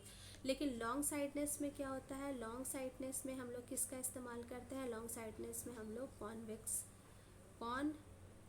लेंस का इस्तेमाल करते हैं, ठीक है, कॉन्वेक्स लेंस का इस्तेमाल करते हैं, ठीक है। क्लियर हो गया, समझ में आ रहा है, ठीक है। तो हम लोग अब आगे बढ़ते हैं। और ये क्या होता है, अच्छा हाँ, पावर का केस में क्या, कॉन्वेक्स लेंस का पावर हमेशा पॉजिटिव होता है और कॉनकेव लेंस का पावर हमेशा क्या होता है, निगेटिव होता है, ठीक है। आई थिंक आपको क्लियर हो गया होगा। अब हम नेक्स्ट बुलेट में पहुंचते हैं और देखते हैं इसमें क्या है। देन लाइट का एक नेक्स्ट प्रॉपर्टीज़, जो लास्ट प्रॉपर्टीज़ है, मैंने क्या बताया था, लाइट सीधी रास्ते पे चलता है, स्ट्रेट लाइन को फॉलो करता है, डुअल नेचर होता है, उसके पास स्पीड होती है, वो रिफ्लेक्शन प्रॉपर्टीज़ को फॉलो करता है, रिफ्रैक्शन को फॉलो करता है, और तीसरा और छठा क्या होता है, 6 नंबर पे जो उसकी प्रॉपर्टीज़ होती है वो dispersion of light. Dispersion of light क्या होता है, स्प्लिटिंग ऑफ वाइट लाइट। कोई वाइट लाइट है वो स्प्लिट हो जाता है, टूट जाता है इनटू इट्स कंस्टिट्यूएंट कलर, अलग अलग कलर्स में। जैसे आप रेनबो देखते हो ना, बारिश के समय में बारिश होती है तो वाटर ड्रॉपलेट होते हैं, वाटर ड्रॉपलेट में जैसे ही सन की रोशनी पड़ती है तो वो वाटर ड्रॉपलेट कैसा यूज़ करने लगता है, एक प्रिज्म की तरह यूज़ करने लगता है खुद को, और उससे जैसे ही लाइट पास होती है वो 7 कंस्टिट्यूएंट कलर में स्प्लिट हो जाता है। और यही when pass through a prism, जैसे ही उस लाइट को हम प्रिज्म से पास, मतलब वाइट लाइट को किसी प्रिज्म से पास करते हैं तो वो 7 कंस्टिट्यूएंट कलर में टूट जाता है, जिसको हम लोग डिस्पर्सन ऑफ लाइट कहते हैं। और ये लाइट के एक विजिबल कैटेगरीज में आती है जिसको हम लोग विबग्योर बोलते हैं। क्या बोलते हैं, विबग्योर। देखो ये विबग्योर ये है विबग्योर। विबग्योर में these stand for violet, indigo, blue, green, yellow, orange and red. इस तरह के कलर्स में ये 7 कंस्टिट्यूएंट कलर्स में टूट जाता है, ठीक है। अच्छा, इस कलर्स का भी ना अपना अपना एक रेंज होता है। मैंने बताया था विजिबल रेंज कितने कितने नैनोमीटर्स में होते हैं, जिसको हम लोग आसानी से देख सकते हैं, 400 नैनोमीटर्स टू 700 नैनोमीटर्स। तो उसी रेंज में ये सारे विजिबल्स विबग्योर लाइट्स आते हैं, ठीक है, जो एक वाइट लाइट के सोर्स से मतलब टूट करके बनता है, ठीक है। तो सबसे ज़्यादा वेवलेंथ किसका होता है, सबसे ज़्यादा वेवलेंथ रेड लाइट का होता है। वेवलेंथ किसका होता है, वेवलेंथ को हम लोग लेमडा से लिखते हैं, और ये सबसे ज़्यादा किस में होता है, रेड लाइट में होता है, सबसे ज़्यादा रेड लाइट में होता है। और सबसे ज़्यादा वायलेट लाइट में क्या होता है, वायलेट लाइट में जैसे जैसे डिस्टेंस पीछे की तरफ जाता है, आगे की तरफ बढ़ता है, इसकी फ्रीक्वेंसी बढ़ती है लेकिन लेमडा घट जाता है। अच्छा, लेमडा और फ्रीक्वेंसी का भी एक फार्मूला है, बहुत इंपॉर्टेंट फार्मूला है, इससे पूछा जाता है। देखिए मैं बताती हूँ, लेमडा इक्वल टू 1/f होता है, 1/f। ये f क्या है, f is frequency, lambda is equal to wavelength. तो जैसे लेमडा बढ़ रहा है तो इन्वर्सली प्रोपोर्शनल का ये क्या बोलते हैं कॉन्सेप्ट है, यहाँ पे इसका रिलेशन इन्वर्सली प्रोपोर्शनल है। अगर रेड लाइट है तो वेवलेंथ बढ़ रहा है तो उसकी फ्रीक्वेंसी क्या हो जाएगी, कम हो जाएगी। लेकिन विबग्योर की वेवलेंथ अगर कम हो रही है तो फ्रीक्वेंसी उसकी क्या हो जाएगी, बढ़ जाएगी। आई थिंक आपको इसको क्लियर हुआ होगा। डिस्पर्सन ऑफ लाइट क्या होता है? डिस्पर्सन ऑफ लाइट, जब वाइट लाइट को हम किसी प्रिज्म से पास करते हैं तो वो कंस्टिट्यूएंट 7 कंस्टिट्यूएंट कलर में टूट जाता है, जिसको हम विबग्योर बोलते हैं। ये विजिबल रीजन में आता है और इसका जो वेवलेंथ होता है वो वेवलेंथ आपका 400 टू 700 नैनोमीटर के बीच में होता है। वेवलेंथ सबसे ज़्यादा होता है रेड कलर में, रेड कलर का वेवलेंथ ज़्यादा होता है और वायलेट कलर का वेवलेंथ कम होता है। वेवलेंथ और फ्रीक्वेंसी में इन्वर्सली प्रोपोर्शनल का रिलेशन होता है। तो अगर रेड लाइट का वेवलेंथ बढ़ रहा है तो उसकी फ्रीक्वेंसी कम हो रही है, उसकी एनर्जी कम हो रही है। Energy is equal to frequency, directly proportional to frequency. जैसे एनर्जी बढ़ेगा फ्रीक्वेंसी भी बढ़ जाएगी। ये विजिबल रीजन में आते हैं, लाइट का ही पार्ट होते हैं। ये वाइट लाइट से टूट कर बने होते हैं, विजिबल रीजन में हो सकते हैं, हो सकते नहीं, होते हैं, और हम इसको we can see easily all of them. ठीक है, आपको समझ में आ गया होगा कि डिस्पर्सन्स ऑफ लाइट क्या होता है।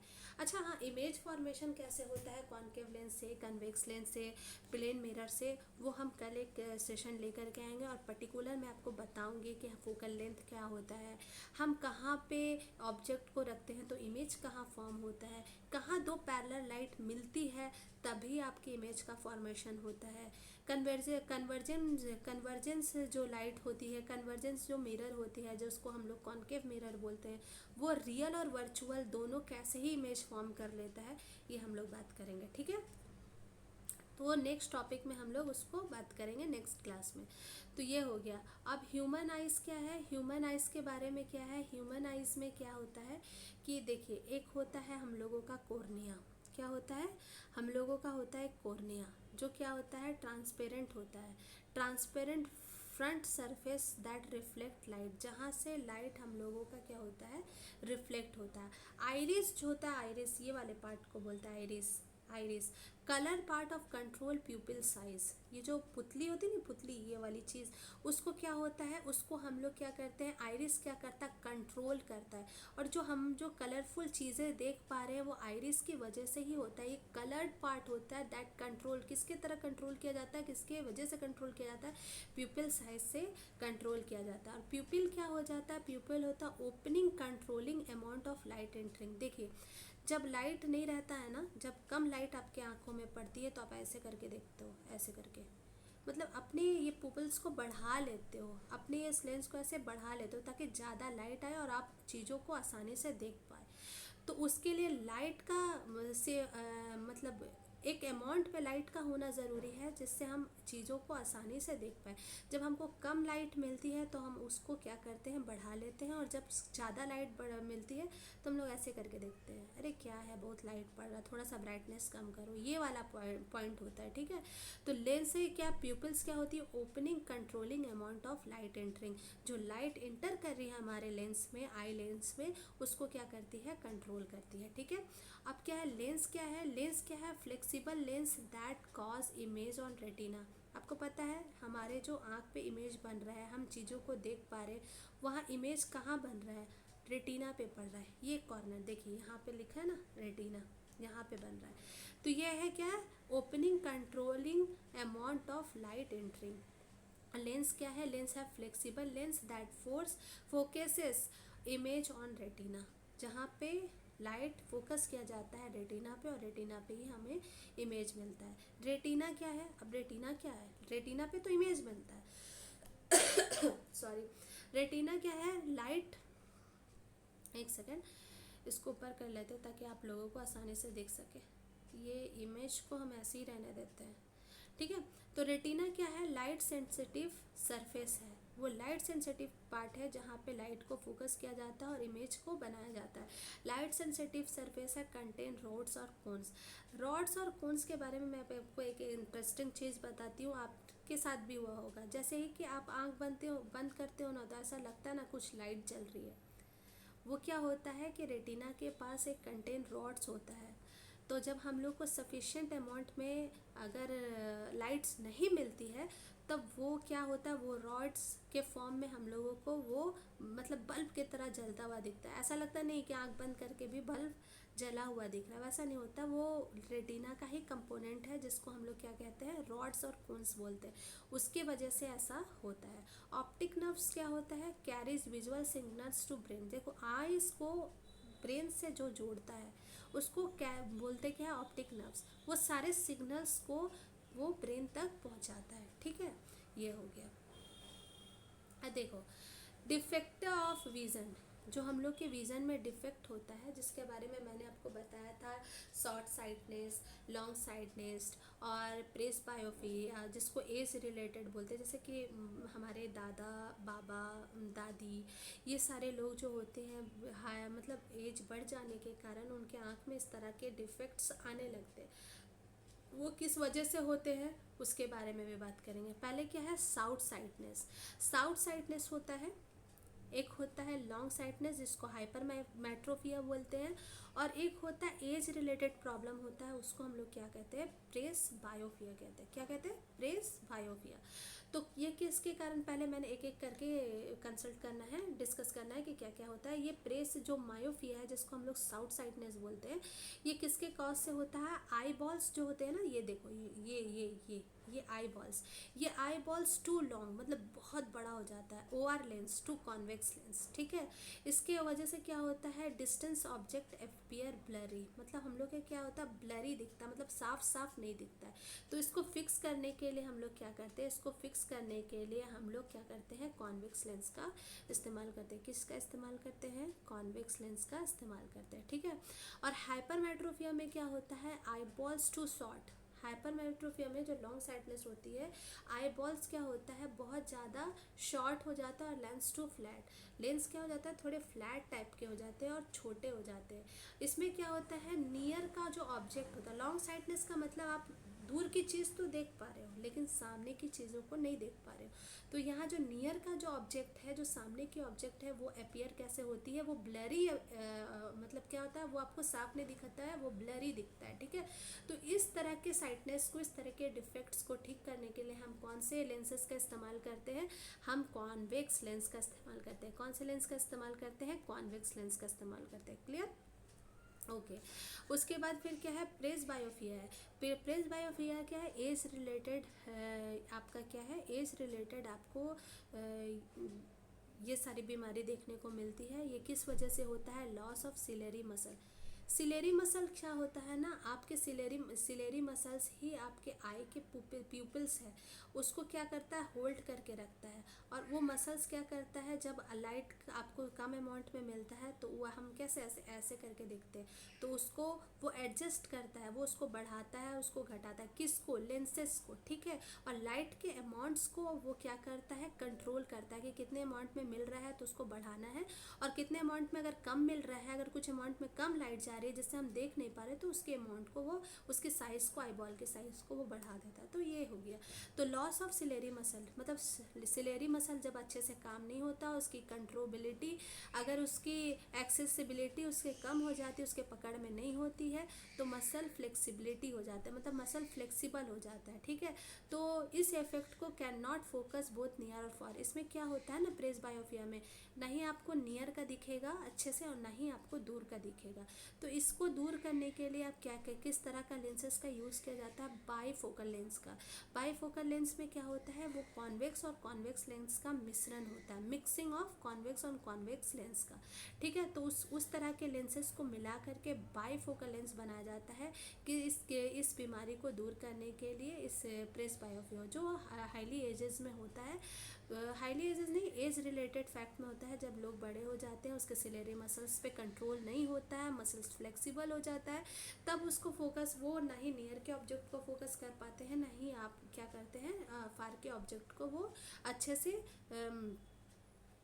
से देख पाते हैं। तो वो उस तरह की प्रॉब्लम को दूर करने के लिए क्या किया जाता है, प्रेस बायोपिया का इस्तेमाल किया जाता है, ठीक है। और प्रेस बायोपिया को दूर करने के लिए क्या किया जाता है, कौन से लेंसेज का यूजेस किया जाता है, उसमें बाईफोकल लेंसेज का यूज़ किया जाता है। बाईफोकल लेंस किससे मिलके बना रहता है, कॉन्वेक्स और कॉन्केव लेंस से मिलके बना रहता है। ये क्लियर हुआ होगा, ठीक है। तो अब नेक्स्ट में चलते हैं।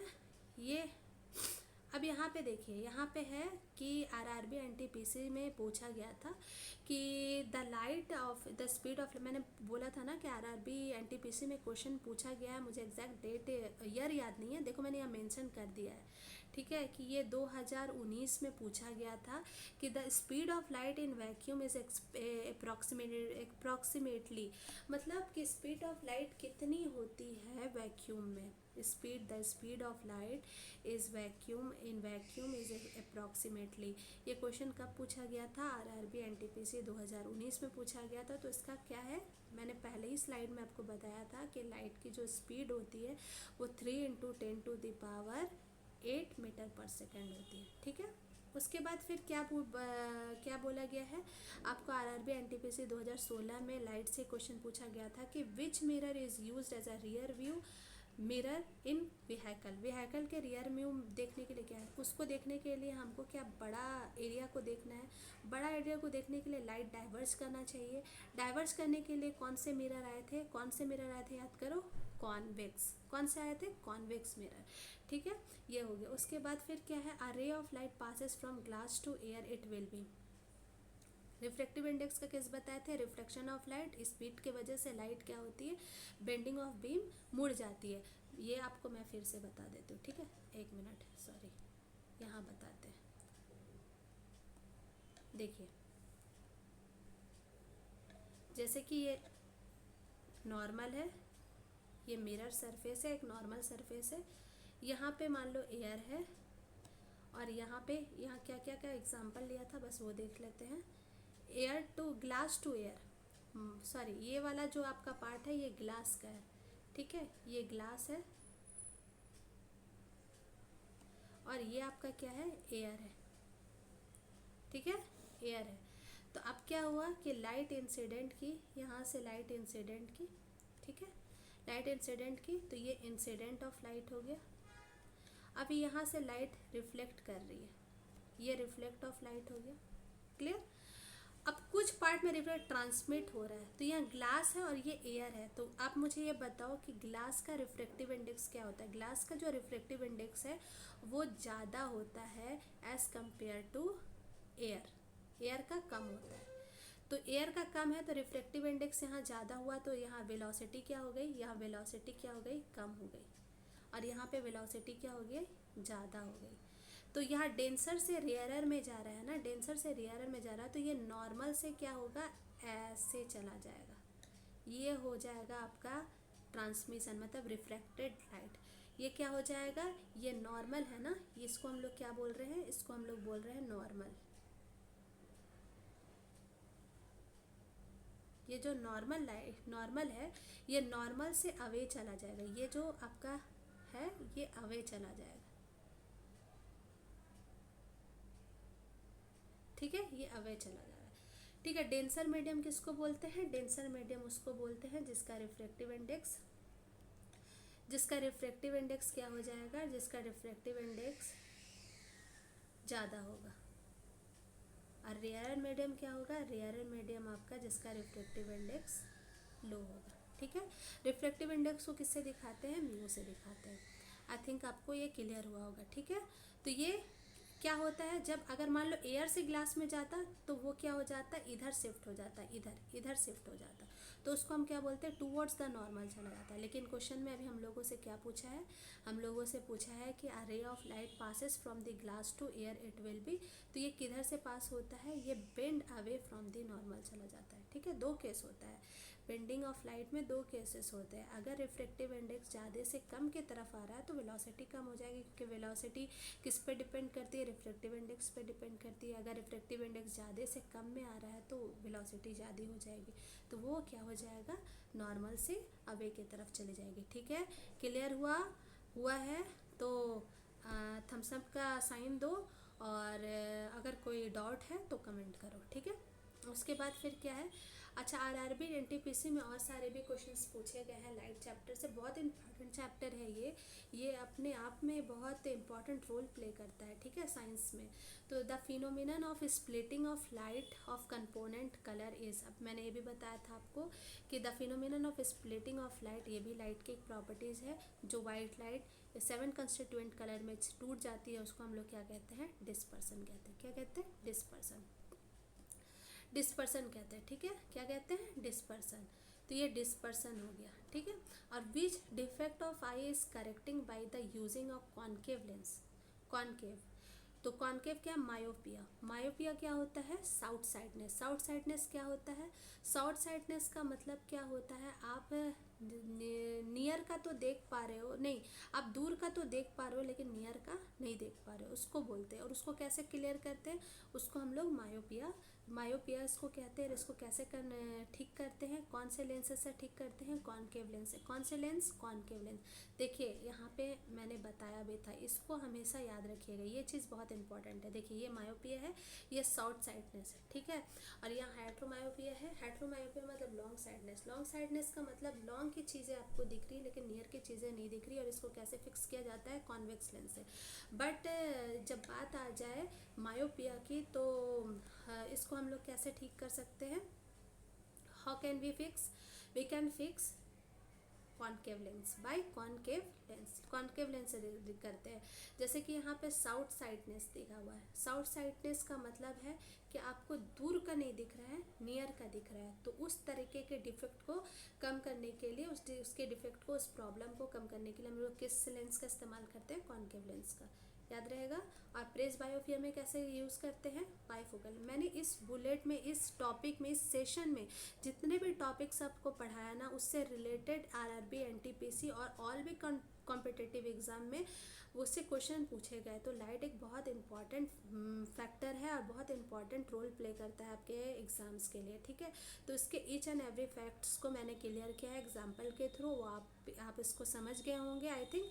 और अगर नहीं भी समझ में आया है तो आप उसको एक बार फिर से गो थ्रू करेंगे तो आपको ये समझ में आ जाएगा, ठीक है। चलिए हम लोग आगे बढ़ते हैं। अच्छा हाँ, और ये भी है कि which defect of eye is correct by using concave lens, ये हो गया। और 6 नंबर का क्वेश्चन में मैंने मेंशन किया है कि refractive index of glass with respect to air अगर 1.5 है, speed of light is glass क्या होगा, speed of light of glass क्या होगा। देखिए मैंने रफ पेपर छोड़ा ना, हाँ क्या बोला है कि यहाँ पे आपको बोल रहा है कि कहाँ चला गया, refractive index of glass with respect to air. तो एयर में अगर आपका स्पीड है 1.5 तो लाइट इन ग्लास इज कितना में होगा कि ये 2 × 10⁸ मीटर पर सेकेंड होगा। अब ये आपको मैंने एक होमवर्क दे रही हूँ, ठीक है। मैंने बताया था कि रिफ्रैक्टिव इंडेक्स और स्पीड का फॉर्मूला क्या होता है, क्या होता है, मैं आपको जस्ट बता देती हूँ, करना आपको और कमेंट करना है कि इसका आंसर तो बता दिया लेकिन आप लोग सॉल्व करके देखोगे। तो ये तुम्हारा आपका जो रिफ्रैक्टिव इंडेक्स है म्यू, ठीक है, वो क्या होता है 1/v होता है। अब यहाँ पे आपको दिया हुआ है रिफ्रैक्टिव इंडेक्स ऑफ ग्लास, अगर आपको 1/5 दे दिया, एक मिनट मैं यहाँ बताती हूँ, ये दिया हुआ आपका रिफ्रैक्टिव इंडेक्स आपको कितना दिया हुआ है, आपको रिफ्रैक्टिव इंडेक्स दिया हुआ है 1.5 और पूछ रहा है कि वेलोसिटी ऑफ ग्लास कितना होगा, ठीक है। तो v इक्वल टू हम लोग लिख सकते हैं 1/μ। तो v इक्वल टू क्या हो गया 1/1.5 और 1.5 को अगर आप सॉल्व करोगे तो कितना आएगा। अब मैंने तो सॉल्व कर ही दिया है, अब बचा ही क्या है, तो वो हो जाएगा 2 × 10⁸ मीटर पर सेकेंड, ठीक है। तो यहाँ पे देखिए एक चीज़ और आप लोगों का क्लियर कर देंगे, इसका पूरा फार्मूला होता है ना दोस्तों कि ये ये होता है mu equal to c divided by v होता है, ठीक है। तो सी डिवाइडेड बाई वी, तो वी इक्वल टू आप इसको लिख सकते हैं, वी इक्वल टू यहाँ पे सी डिवाइडेड बाई म्यू हो जाएगा और सी इक्वल टू क्या होता है 3 × 10⁸ हो जाएगा और म्यू आपका क्या हो जाएगा 1.5 होगा। आप इसको सॉल्व करेंगे तो यही आएगा आपके पास, ठीक है। आप इसको सॉल्व करोगे तो आएगा 2 × 10⁸ मीटर पर सेकेंड, ठीक है। ये क्लियर हो गया होगा। और मैंने कुछ क्वेश्चंस और मेंशन किया है यहाँ पे, इसका आंसर मैंने बता दिया है, लेकिन आप इसको क्या सॉल्व करोगे और कमेंट में मेंशन करोगे कि इसका आंसर क्या होता है। मैंने ये भी मेंशन किया है कि ये रिसेंट में पूछा गया है, देखो 2022 में पूछा गया है, 20 में पूछा गया है, 2016 में पूछा गया है। ठीक है, तो आप इसको बनाओगे और कमेंट करोगे। तो this is all about today. Thank you so much.